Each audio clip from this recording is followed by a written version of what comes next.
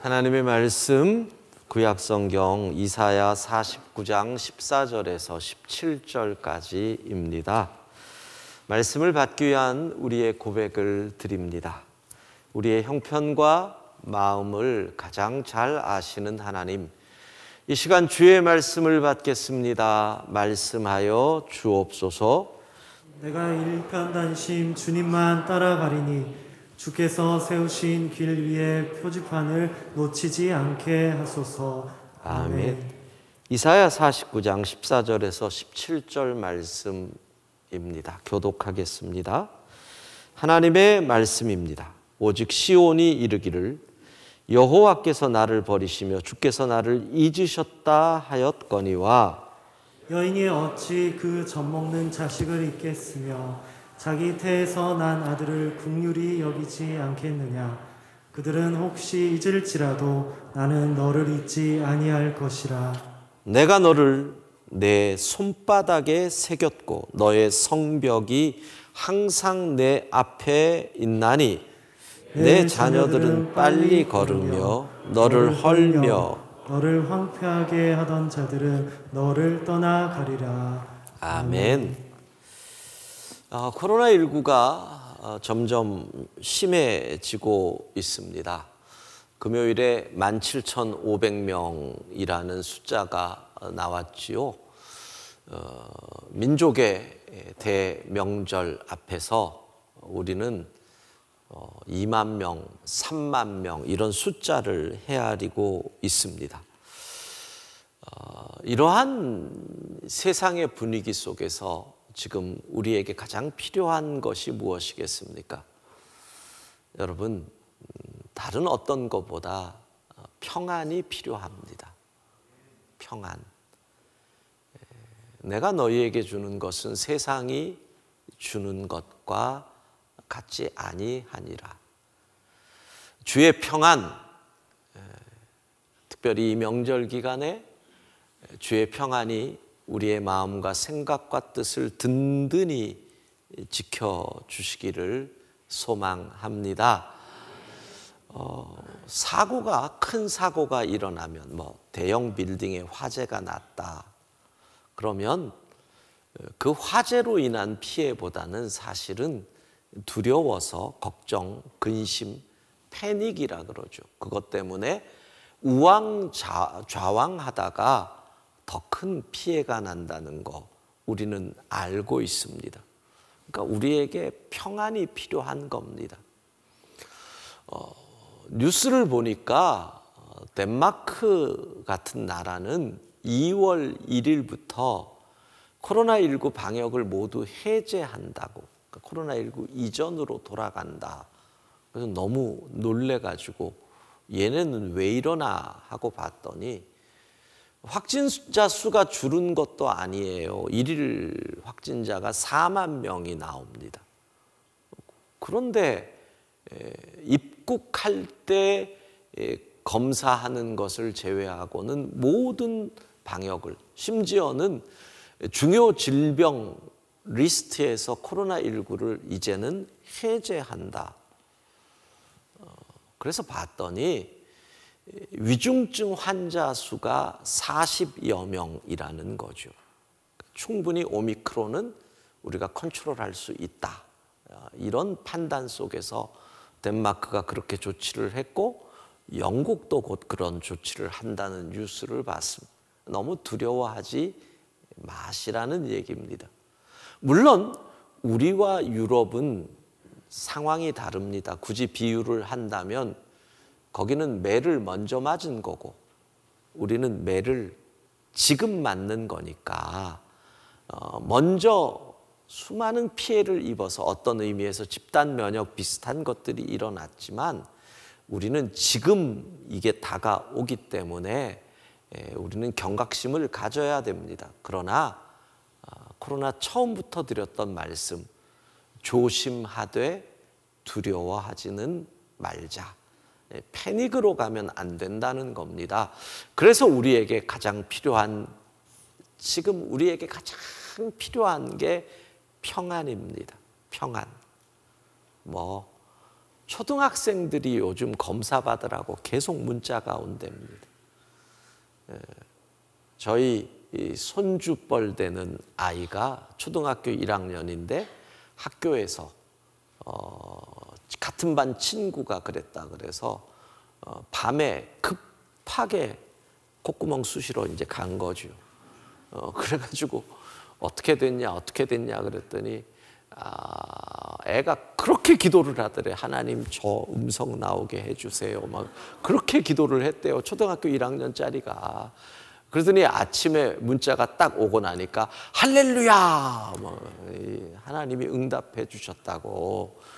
그러고 나서 바로 그 다음 날 6살짜리 동생이 유치원에서 또 그랬대요. 그래서 그 밤에 또 이제 6살짜리 애가 가서 푹 쑤시고 와가지고 그리고 그러니까 오늘 아침에 또 문자가 온 거예요. 음성이다. 이게 정말 이런 상황에서 우리가 두려움에 빠지면 큰일 나는 거죠. 담담히. 그리고 걸렸다고 그 사람을 비난해서도 안 돼요.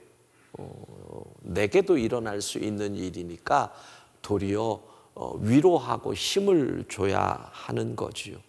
주의 평안이 어떤 상황에서도 여러분의 마음과 생각과 뜻을 굳건히 지켜주시기를 주의 이름으로 축복합니다. 이 평안을 누리기 위해서 뭐가 필요하냐? 세상에서는 상황을 얘기하지요. 뭐 돈이 있어야 평안하지. 뭐 일견 맞습니다. 건강해야 평안하지. 뭐 그것도 맞습니다.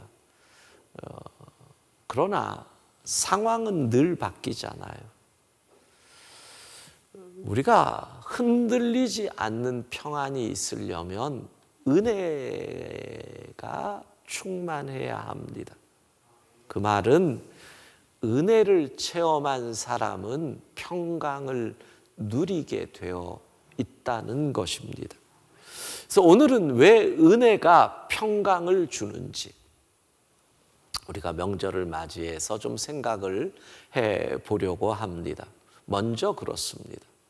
우리가 은혜에 대한 말씀에서 가장 조심해야 할 것이 은혜가 무엇이냐? 값없이 우리에게 주신 것이다. 요겁니다.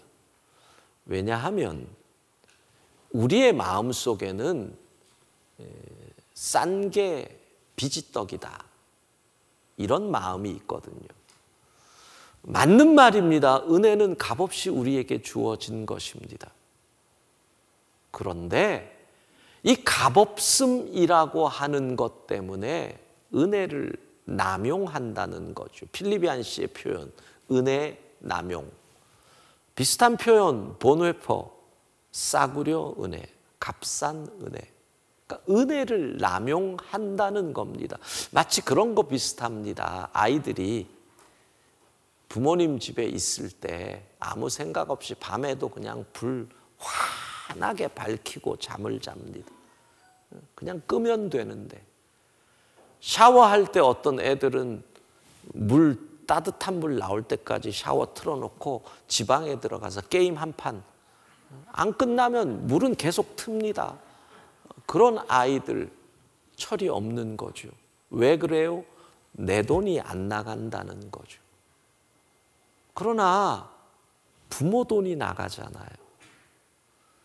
부모의 은혜를 누리는데 공짜라고 함부로 하면 여러분 하나님이 우리에게 베푸신 은혜 값없이 왔는데 하나님이 치룬 대가가 얼마나 처절한 대가를 지불하셨는데요. 하나밖에 없는 아들이 십자가에서 제물 되셨잖아요. 아들의 절규를 귀 막고 외면하셨잖아요. 엘리 엘리 라마 사박다니. 그래서 우리에게 은혜가 온 거예요. 그러니까 우리가 값없이 받았지만 하나님이 치룬 대가는 무지무지 말할 수 없이 비싼 대가를 치루었다는 거죠. 그걸 알면 은혜가 당연한 게 아니지요. 공짜가 아니지요. 그렇습니다. 은혜를 아는 자가 평강을 누리는 이유가 있습니다. 은혜를 알면 왜요? 첫 번째로 감사할 수밖에 없거든요. 여러분, 이런 겁니다. 은혜를 알죠, 진짜로. 그러면 감사하게 됩니다. 이 감사의 능력이 뭐냐? 상황을 초월하는 평강을 우리에게 주거든요. 그게 감사의 능력이라는 거예요. 그래서 지난 금요일 소금 책방 기억하셔요? 보셨어요? 야, 근데 우리 성도들이 광길 4강보다 보시는 분들이 절반이 줄더라고요. 그래서 제가 알았어요. 아, 공부하는 거 싫어하는구나. 책 보자고 좋은 책 읽자 그랬더니 확 안 보시더라고요. 그리고 이제 애들한테는 공부하라 그러시겠죠. 이번 주 금요일 기억하십시오. 근데 그 책 제목이 감사하면 달라지는 것들. 거기서 이런 말 나오잖아요. 이를 악물고 생각해낸 감사. 상황은 감사할 수 없는데 이를 악물고 감사를 고백했더니 평안이 임하더라. 그 상황을 초월할 수 있게 되더라. 그 책을 소개했던 홍인종 교수님께서 자기가 만든 감사의 모토라고 하면서 날숨 체감, 날마다 숨 쉬는 순간마다 감사를 훈련해서 체질화된 감사, 날숨 체감. 여러분, 은혜를 알면 감사해요. 감사하면 평강이 와요. 그런 선순환이 이루어진다는 얘기예요. 악순환이 아니에요. 자, 은혜를 알잖아요. 진짜로 알잖아요. 그러면 감사하게 돼요. 이게 내가 이 놀라운 은혜를 공짜로 누리는데 이게 어떻게 감사 안 할 일이에요. 근데 이 감사의 능력이 뭐라고요? 상황을 초월한 평안을 누리게 한단 말이에요. 그러면 평안하면 이 평안의 능력이 뭐냐? 우리로 하여금 더 큰 은혜를 체험하게 해요. 은혜가 더 강력하게 임하면 감사가 더 강력해져요. 감사가 강력하면 평안의 지경이 넓어져요. 평안의 지경이 나 혼자 감사했는데 이제는 평안의 지경이 넓어지니 나의 평안이 배우자에게, 자녀에게 퍼져간다는 거예요. 그러면 평안의 지경이 넓어지면 당연히 선순환, 은혜가 점점 퍼져가는 이와 같은 일들이 벌어지는 거죠. 여러분, 은혜가 우리에게 평강을 누리게 한다는 것, 은혜를 기억하며 감사해야 한다는 거 잊으시면 안 됩니다. 은혜의 또 하나의 특징이 있습니다. 그것이 뭐냐 하면 우리로 은혜는 내 모습 그대로 받아주시는 하나님을 체험하는 것입니다. 그러니까 내 모습은 바뀔 수 있다는 겁니다. 왜? 나는 실패할 수 있잖아요. 나는 넘어질 수 있잖아요. 나는 부족할 수 있잖아요. 그런데 사람은 내가 실패하면 멀리합니다. 실패했을 때 친구한테 전화하면 제가 돈 빌리려고 그러나 멀리합니다. 하나님은 여전하시다는 거죠. 그게 은혜입니다. 그러니까 은혜를 체험한 사람은 내 환경과 상황이 바뀌더라도 불안해하지 않는다. 그래서 평안하다는 겁니다. 미국의 하와이 알지요? 하와이의 북서쪽에 있는 섬이 카우아이라는 섬입니다. 이 섬은 미국의 20세기 역사에서도 참 어려웠던, 너무너무 가난했고 전쟁의 후유증을 알았던, 왜 2차 세계대전 때 일본이 하와이의 진주만을 폭격했잖아요.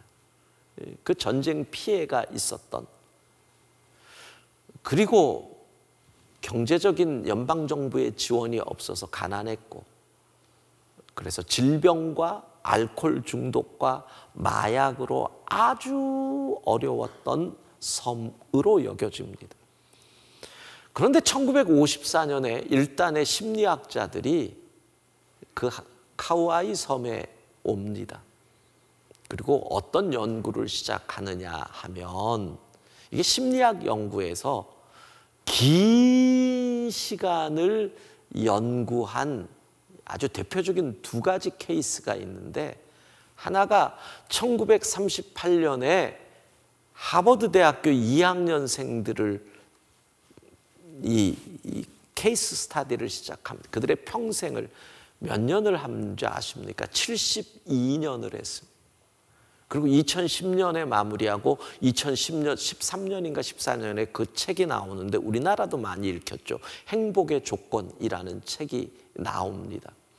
존 F 케네디도 그 가운데 한 명이었고요.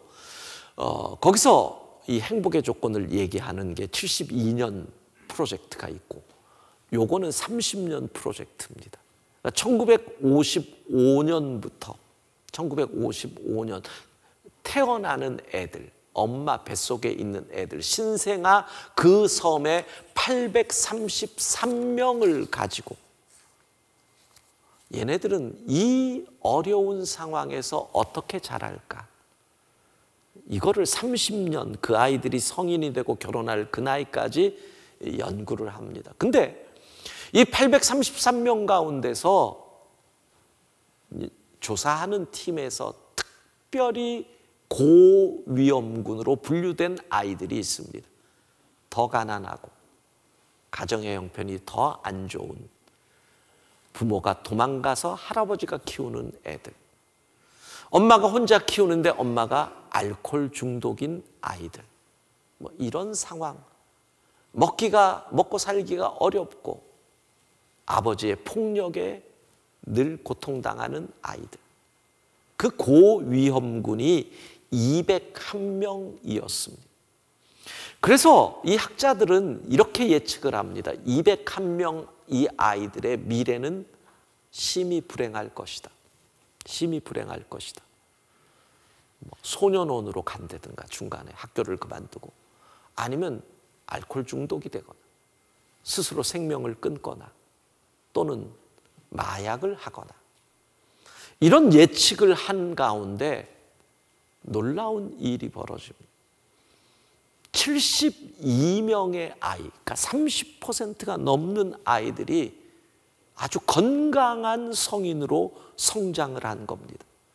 중고등학교에 학생회장을 한 아이들, 아이비리그 대학으로 간 아이들, 그리고 멋진 직장으로 가서 훌륭한 가정을 이룬 아이들, 이런 아이들이 72명이 30%가 넘게 나오는 겁니다. 여러분, 그냥 학교, 평범한 학교에서도 그렇게 많은 아이들이 되지는 않거든요. 이게 도대체 웬일인가? 그 연구를 이끌어갔던 에미 워너 교수가 지금 우리가 그 책을 보고 많이 쓰는 말이죠. 회복 탄력성이라는 말이 나오죠. resilient라는 말입니다. 삶의 어떠한 역경에도 굴복하지 않는 강인하고 그리고 긍정적인 힘, 회복 탄력성. 회복 탄력성이 높은 아이들이 그 어려움을 극복하고 건강한 성인이 되더라. 그래서 이 회복 탄력성을 어떤 분들은 마음의 근력이라고 표현합니다. 아까 말씀드렸던 행복의 조건에서는 7가지 행복의 조건을 이야기를 합니다. 황혼기에 접어들어서 보니 인간의 삶이 80, 90이 될 때까지 행복하려면 7가지가 필요하다라고 얘기하는데, 그 중에 첫 번째가 이 회복 탄력성하고 비슷합니다. 고통에 대한 성숙한 방어 기제. 살다 보면 고통, 어려움 반드시 당하는데 이 고통을 내가 어떻게 성숙하게 풀어가느냐가 삶을 행복하게 만든다. 회복 탄력성 비슷하죠. 그 행복의 조건 7가지를 여러분에게 이야기한다면 6부 예배에만 드리는 특별한 은혜. 5부까지는 얘기 안 했습니다. 두 번째가 교육, 세 번째가 안정된 결혼 생활, 네 번째가 금연, 다섯 번째가 금주, 여섯 번째가 운동, 일곱 번째가 알맞은 적당한 체중. 그러니까 행복하려면 거의 건강에 관한 문제 드는 거예요. 금연, 금주, 몸무게, 이런 운동, 이런 것들이 결국 황혼기의 행복을 결정한다. 이런 얘기지요. 어쨌든 이 회복 탄력성이 그렇게 중요하다는 것, 마음의 근력이라는 거죠. 그래서 더 조사를 했습니다. 그러면 도대체 이 72명의 아이들은 왜 이렇게 회복 탄력성이 높을까? 놀라운 결과입니다. 우리가 주목해야 될 결과입니다. 이렇게 나옵니다. 열악한 환경을 이겨낸 이 72명 아이들의 공통점은 무조건 이해해주며 지지해주는 어른이 이들 주변에 최소한 한 명은 있었다. 이거 정말 중요한 것. 세상에서 완전히 팽개쳐진 아이들 같은데, 부모도 팽개쳐졌는데 무조건 안아주고 이해해준 할머니가 있더라. 무조건 사랑해준 선생님이 있더라. 무조건 인도해준 사회복지사가 있더라. 무조건 받아준 이모가 있더라. 여러분, 근데 왜 이게 중요합니까? 이게 뭐예요? 이게 은혜잖아요. 이게 은혜 아니에요? 세상이 뭐라고 할지라도 우리를 무조건 이해해 주시고 무조건 지지해 주시는 하나님의 은혜가 있는 줄로 믿습니다. 그래서 우리는 평안할 수 있습니다. 두 번째, 언제나 받아주실 것을 알기에. 언제나 받아주십니다. 우리가 집에 돌아갈 때 문 앞에서 너 실패했잖아, 너 죄지었잖아, 문을 걸어 잠그고 쫓아내는 것이 아니라 내 모습 그대로 언제나 받아주실 것을 알기에, 그 하나님의 은혜가 있기에 우리는 평안한 줄로 믿습니다. 은혜는 그래서 우리에게 평안을 줍니다. 오늘 본문 이사야 49장 15절 함께 읽습니다. 여인이 어찌 그 젖먹는 자식을 잊겠으며 자기 태에서 난 아들을 긍휼히 여기지 않겠느냐.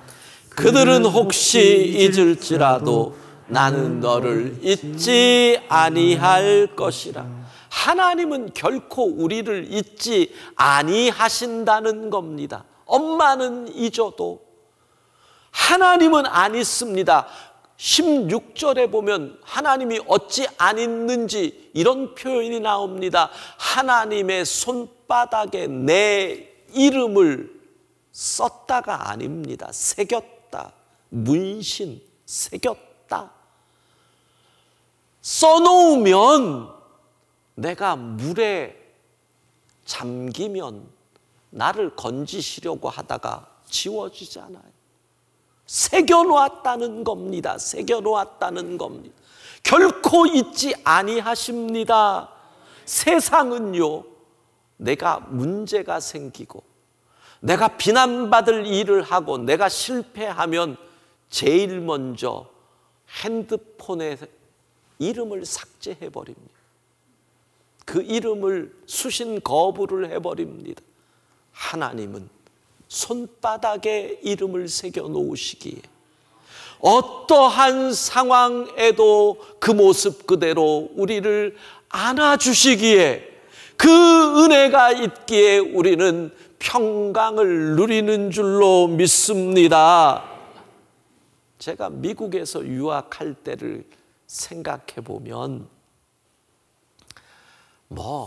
목사의 아들이 미국에 공부하러 갔는데 경제적으로 그렇게 또 지금이 아니고 거의 30년 전쯤이니까 쉽지 않잖아요. 저도 교회에서 일하고 파트타임으로 일하고 공부하고 제 아내도 일하고 타운에 있는 도서관에서 아르바이트하고 그래도 늘 돈이 부족한 거예요. 아슬아슬한 거예요. 근데 한 번도 경제적인 이유로 불안했던 적이 없어요. 생각해 보면 뉴저지에서 뉴욕에 있는 교회로 가려면 기본적으로 한 톨비가 20불 정도 듭니다. 20불 정도 왕복하는데. 근데 어떤 날은 지갑에 돈이 하나도 없어. 톨비가 없어서 교회를 어떻게 가나 이런 때도 많았어요. 그러나 한 번도 불안했던 적이 없어요. 왜 그랬을까를 한번 생각해 보니 첫 번째는 하나님이 지켜주시니 공급해 주시겠지. 두 번째는 이거예요. 정 안 되면 아버지한테 전화해서 도와달라 그러십니다. 여러분 그게요 얼마나 담대함을 주는지 몰라요. 불안하지 않아요. 아버지한테 전화해서 아버지 진짜 죄송한데 좀 도와주세요 그러면 집을 팔아서라도 도와줄 것을 사실 목사가 집도 없었지만 사택에 살았으니까 그 믿음이 있는 거예요. 내가 도와달라고 하면 요즘 말로 하면 마이너스 통장에서 돈을 보내주실 분이라는 믿음이 있으니까 아무리 어려워도 물론 제가 올 때까지 도와달라고 전화 한 통 안 했어요. 그러나 불안하지 않아요. 어떤 상황에서도 하나님이 우리를 받아주실 것이니 우리는 불안하지 않다는 거예요.